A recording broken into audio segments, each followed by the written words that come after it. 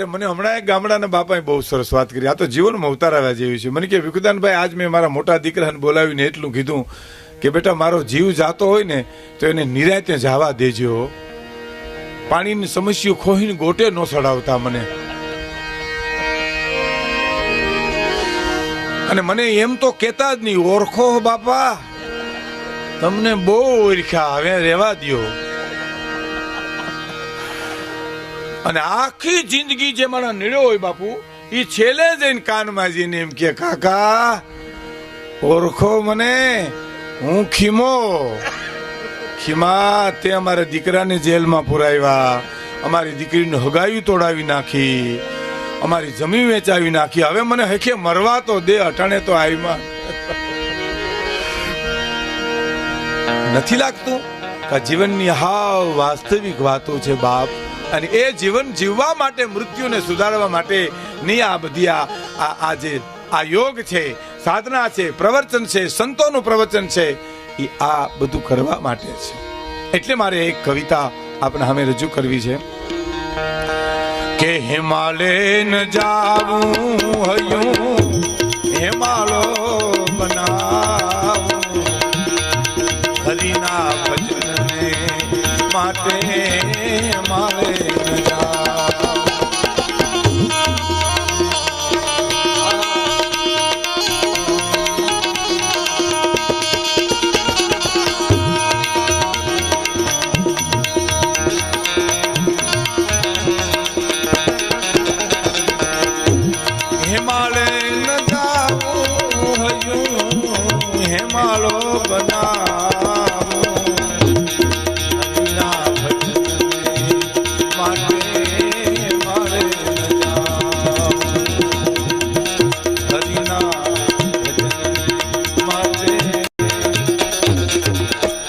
મારું હયું હિમાલો બનાવું. બહુ સરસ વાત છે. પણ પૂજ્ય સ્વામીજીનો શબ્દ એટલા માટે હું દોહરાવું છું કે સહેલું છે એટલું જ પાછું અઘરું. હયું હિમાલો બનાવું એટલે મારી કરુણા રાખું, ભક્તિ રાખું, દયા રાખું, સમર્પણ રાખું મારા હયામાં. બસ આવી ગયું બધું. હે તો શું કરવું?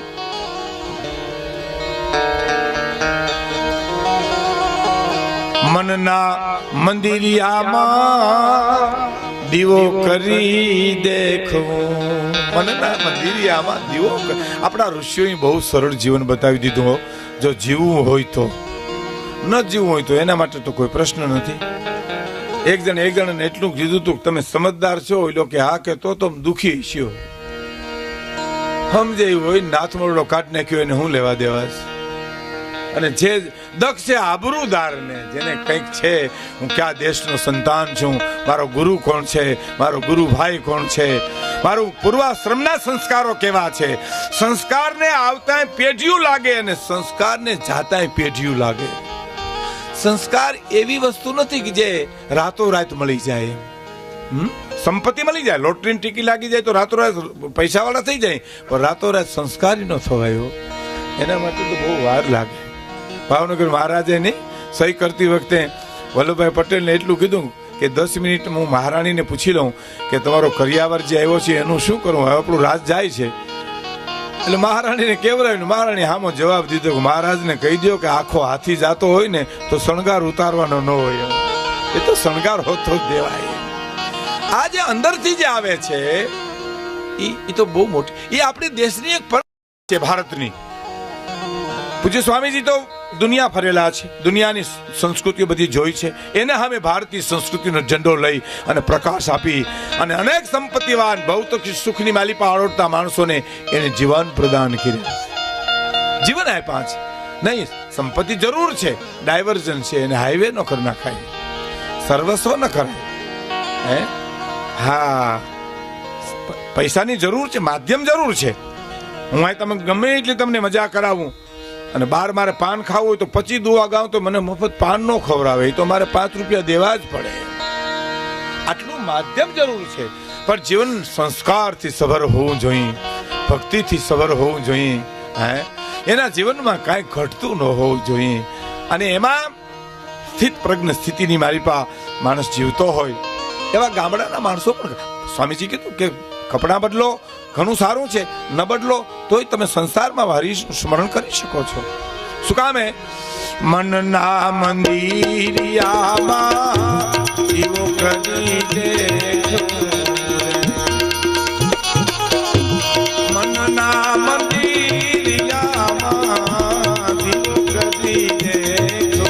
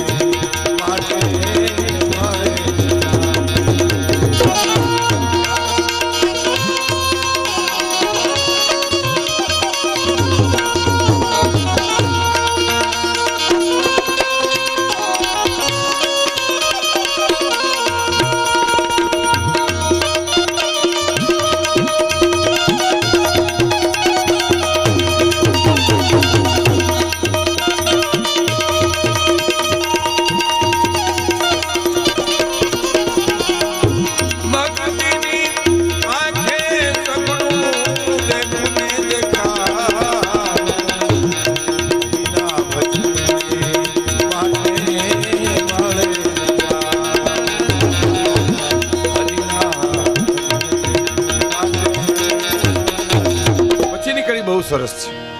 મુક્તિની જુગતી મારા ગુરુએ બતાવી,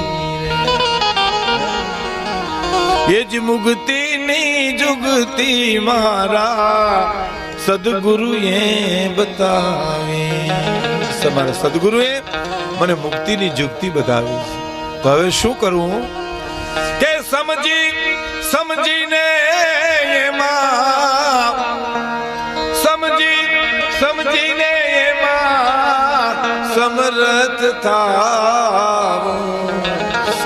સમજીને હો, હા, એના વચનો બરાબર ચરિતાર્થ કરી સમજી અને એમાં સમર્થ થાવું.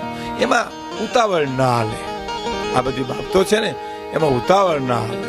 બહુ એનો હું આપણા ઘરનો દાખલો દઉં. દોરાની દડીમાં ઘૂસ પડી ગઈ હોય ને પછી એમ ઝીકું ન મરાય.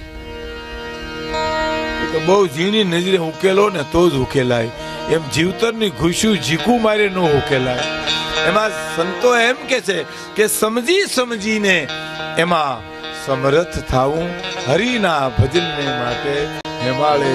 પરમાત્મા બહુ દયાનો સાગર છે. સ્વામીજી કીધું એમ એ તો તમે સૂર્ય જુઓ, ચંદ્ર જુઓ, ઉગતા ફૂલ જુઓ, આ બધા આપણા દેશના ઋષિઓએ ચમત્કાર બતાવ્યા છે. આ બધા ચમત્કાર છે ને. ફૂલને જોવો તો ખરા કેમાં ખીલે છે. આપણે તો કાંઈ જોવું નથી અને ચમત્કાર બતાવો લ્યો. હવે ચમત્કાર તો તું જીવશો એ મોટો ચમત્કાર નથી લ્યો. આ તને કોણ હુવરાવે, કોણ ઉઠાડે, આ બધા ચમત્કાર છે. જો એ સમજીને જુએ તો. આકાશની સામે આપણે ક્યાં મીટ માંડી છે. ઝવેરચંદ મેઘાણી તો એમ લખે છે કે આભમાં એ ચાકલાને રે ચંદનવા આવડા કોણે ફર્યા રે. આભમાં એ ચાકલાને રે ચંદનવા આવડા કોણે ફર્યા રે. આવડા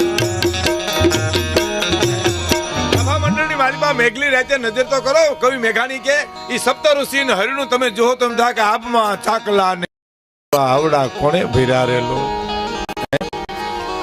અને આભમાં એ આવડી તે ફૂલવાળી ઈ ફૂલડા કોણે વેર્યા રે. એટલું તો જુઓ.